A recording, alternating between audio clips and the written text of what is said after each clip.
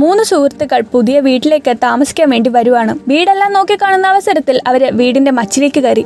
അവിടെ ഒരുപാട് പഴയ സാധനങ്ങൾ കൂട്ടിയിട്ടിട്ടുണ്ട്. ഇവരെ പരിചയപ്പെടുത്താൻ മറന്നു. ഇത് ക്രിസ്, അലക്സ്, പിന്നെ ജെൻ. ക്രിസും അലക്സും തമ്മിൽ ഇഷ്ടത്തിലാണ്. ഓക്കെ, അവരങ്ങനെ മച്ച് തപ്പുന്നതിനിടയ്ക്ക് ജെന്ന് ഒരു ബോക്സ് കണ്ടു. ആ ബോക്സിന് ചുറ്റും ആണിയടിച്ച് അടച്ചു വെച്ചേക്കുവാണ്. എന്തായാലും ഉള്ളിൽ എന്താണെന്ന് അറിയണമല്ലോ. അവർ ആ ബോക്സ് തുറന്നു നോക്കി. അകത്ത് ഒരു പാവയാണുള്ളത്. അത്യാവശ്യം നല്ല വലിപ്പമൊക്കെ ഉണ്ടതിന്. ചങ്ങല കൊണ്ട് ചുറ്റപ്പെട്ട് വായൊക്കെ തുണി വെച്ച് കെട്ടിയ ഒരവസ്ഥയിലാണ് അത് കിടക്കുന്നത്. അതിന്റെ അടുത്തുള്ള ഒരു പേപ്പറിൽ ഫിൻലി എന്ന് എഴുതിയിട്ടുണ്ട്. ആ പാവയുടെ പേര് ഫിൻലി എന്നാണ്. അലക്സ് ഇത് കണ്ടിട്ട് നമുക്കിത് എടുക്കണ്ട, തിരിച്ചു വെക്കാമെന്ന് പറഞ്ഞു. എന്നാൽ ക്രിസിന് ഫിൻലിയെ ഇഷ്ടമായി. അവൻ ആ പാവ എടുത്ത് കളിച്ചു. പിന്നെ പാവയെ അവിടെ തന്നെ വെച്ചിട്ട് അവര് താഴേക്ക് ഇറങ്ങിപ്പോയി. അങ്ങനെ ജെന്ന് രാത്രി കിടന്നുറങ്ങുമ്പോൾ മച്ചിന്റെ മോളിൽ നിന്ന് എന്തൊക്കെയോ ശബ്ദം കേട്ടു. അവൾക്ക് ആദ്യം ഇത്തിരി പേടി തോന്നിയെങ്കിലും അവൾ അതെന്താണെന്ന് നോക്കാനായി എണീറ്റ് ഡോറ് തുറന്നു. അപ്പോൾ അവിടെ ക്രിസ് ഓൾറെഡി വടിയും പിടിച്ച് മോളിൽ നിന്ന് ആരെങ്കിലും വന്ന് അടിക്കാന്ന് കരുതി ബാറ്റും പിടിച്ച് നിപ്പുണ്ട്. അവൻ അവളോട് മിണ്ടരുതെന്ന് ആംഗ്യം കാട്ടി മച്ചിലേക്ക് നോക്കി. അപ്പോ അവിടെ ഒന്നും ഇല്ല. മച്ചിലേക്കുള്ള സ്റ്റെയറും അകത്ത് തന്നെയുണ്ട്. വല്ല കാറ്റും അടിച്ചതാവുമെന്ന് പറഞ്ഞ് അവൻ തിരിഞ്ഞു നടന്നതും മച്ചീന്ന് സ്റ്റെയർ വീണു. അവളോട് റൂമിലേക്ക് പോകുന്നു പറഞ്ഞ് ക്രിസ് കോണി കയറി മച്ചിലേക്കോടി. ജെൻ ഓടി അലക്സിന്റെ കൂടെ ഇരുന്നു. അവര് മുകളിൽ നിന്നും ശബ്ദങ്ങൾ കേൾക്കുന്നുണ്ട്. പതിയെ ആ കാലച്ച അവരുടെ അടുത്തേക്കെത്തി. വാതിലിനപ്പുറം നിന്ന് ക്രിസ്, നിങ്ങൾ പേടിക്കേണ്ട, ഇത് ഞാനാന്ന് പറഞ്ഞ് വാതില് മുട്ടി. അവനൊരു എലിയെയും പിടിച്ചുകൊണ്ട് നിൽക്കുവാണ്. ഇതിനാണ് എല്ലാവരും ഇത്രയും പേടിച്ചത്. ജെന്ന് നമ്മുടെ കപ്പിൾസിനോട് ഗുഡ് നൈറ്റ് പറഞ്ഞിട്ട് അവളുടെ റൂമിലേക്ക് പോയി. പോകുന്ന വഴിക്ക് അവൾ ആ മച്ചിലേക്കുള്ള കോണി മുകളിലേക്ക് കയറ്റി വെച്ചു. അങ്ങനെ അവൾ കിടന്നുറങ്ങിക്കൊണ്ടിരുന്നപ്പോൾ ചെയിന് താഴേക്ക് വീണുന്ന സൗണ്ട് കേൾക്കുവാണ്. അവള് ഞെട്ടി എണീറ്റ് നോക്കിയപ്പോ ഫിൻലി കാലിന്റെ മേൽ കാലൊക്കെ വെച്ച് കസേരയിലിരിക്കുന്നു. ക്രിസ് അവളെ പേടിപ്പിക്കാനായിട്ട് കൊണ്ടുവച്ചതാണെന്ന് വിചാരിച്ച് അവൾ അതിനെ പുറത്തെടുത്ത് വെച്ച് വാതിലടച്ച് കിടന്നുറങ്ങി. അങ്ങനെ അടുത്ത ദിവസം ജെൻ എണീച്ച് വരുമ്പോ ഡൈനിങ് ടേബിളിൽ ഫിൻലി അങ്ങനെ ഇരിപ്പുണ്ട്. നീ ഒറ്റൊരുത്തം കാരണം ഞാൻ ഇന്നലെ ഉറങ്ങിയില്ലാന്ന് ജെന്ന് പറഞ്ഞു. നീ എന്തായി പറയണേ, ഞാനതിനെ തൊട്ടിട്ട് കൂടി ഇല്ലാന്ന് പറഞ്ഞ് ക്രിസ് ഫുഡും കഴിച്ച് അവിടെ നിന്നും ജോലിക്ക് പോയി. അവര് 3 പേരും അല്ലാണ്ട് ഒരു പൂച്ചക്കുട്ടി കൂടെ അവിടെയുണ്ട്. ജെന്ന് തുണി നനയ്ക്കാനായിട്ടും അലക്സ് കുളിക്കാനായിട്ടും അവിടെ നിന്ന് പോയി. തുണി വാഷിംഗ് മെഷീനിൽ നിന്ന് എടുത്തിട്ട് വരുന്ന വഴിക്ക് ഫിൻലിയെ ജെന്ന് ടേബിളിൽ കാണുന്നില്ല. അലക്സ് തന്നെ പേടിപ്പിക്കാനായി അതിനെ അവിടുന്ന് മാറ്റിയതാകുമെന്ന് കരുതി അവൾ റൂമിലേക്ക് പോയി.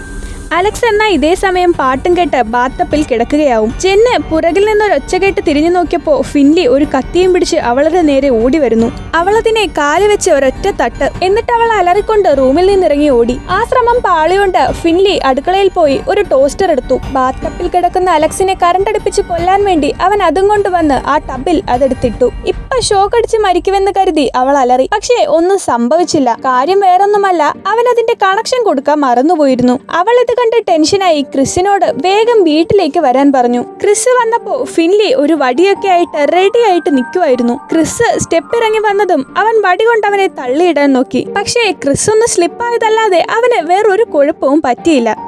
അങ്ങനെ 3 മാസം കഴിഞ്ഞു. ഫിൻലിയെ മൈൻഡ് ചെയ്യാണ്ട് ഇവർ ജോലിയൊക്കെ ചെയ്തുകൊണ്ടിരിക്കുവാണ്. അവര് 3 പേരും കൂടി അടുക്കളയിൽ ആഹാരം വേവിച്ചുകൊണ്ടിരിക്കുകയായിരുന്നു. ഫിൻലി അവരറിയാതെ അവരുടെ ഫുഡിൽ വിഷം ഇടാൻ വേണ്ടിയിട്ട് നോക്കി.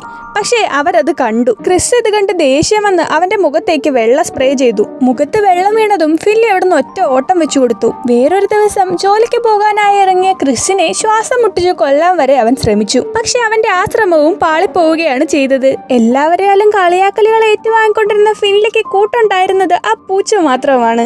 എന്നാൽ ഇതുകൊണ്ടൊന്നും അവൻ തളരുന്നില്ല.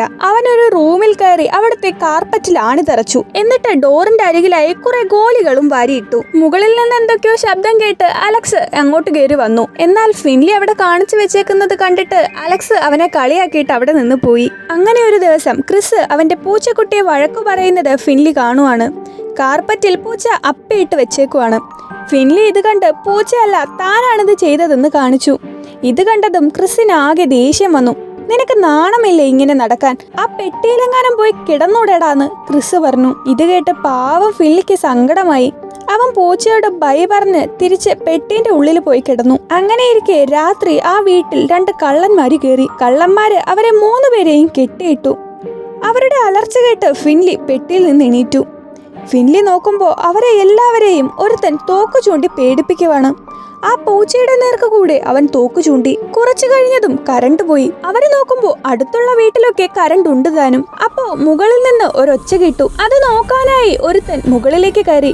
അവൻ ആ സ്റ്റെപ്പ് കയറി 10,000-ത്തിലെത്തി. അവിടെ വെച്ച് ഫിൻലി അവനെ ആക്രമിച്ചു. ഫിൻലി അവനെ കുത്തി കുത്തി കുത്തി കൊന്നു. അവന്റെ കരച്ചിൽ കേട്ട് മറ്റവൻ മുകളിലേക്ക് കയറി. ഫിൻലി അവനെ ക്രോസ് ബോ കൊണ്ട് ആക്രമിച്ചു. ശേഷം തന്ത്രപൂർവ്വം അവനെ ബാത്ടബിൽ കൊണ്ടുവന്ന് കറണ്ട് അടിപ്പിച്ചു. അവനെയും ഫിൻലി കുത്തി കുത്തി കുത്തി കൊന്നു. ശേഷം ചോരയിൽ കുളിച്ച അവന്റെ ഒരു ലുക്കുണ്ട്. യാ മോനെ! ഇത്രയും നാള് അവനെ കളിയാക്കിയ 3 പേരും കൂടി ഫിൻലിക്ക് ക്രിസ്മസിന് ഒരു ഗിഫ്റ്റ് വാങ്ങിക്കൊടുത്തു. ജെന്ന് അവർക്ക് കുടിക്കാനായി പാല് കൊണ്ടുവന്നു. ക്രിസ് പാലിന് ടേസ്റ്റ് വ്യത്യാസമുണ്ടെന്ന് പറഞ്ഞു. അലക്സും അത് ശരിവെച്ചു. ജെന്ന് കുടിച്ചു നോക്കിയിട്ട് ഞാനിത് പ്രിപ്പയർ ചെയ്തപ്പോൾ ഒരു കുഴപ്പവും ഇല്ലായിരുന്നു എന്ന് പറയുന്നുണ്ട്. ഫിൻലി ഇതെല്ലാം കേട്ടുകൊണ്ട് നമ്മുടെ പൂച്ചക്കുഞ്ഞിനെ തടവുന്നത് കാണിച്ചുകൊണ്ട് കഥ തീരുവാണ്.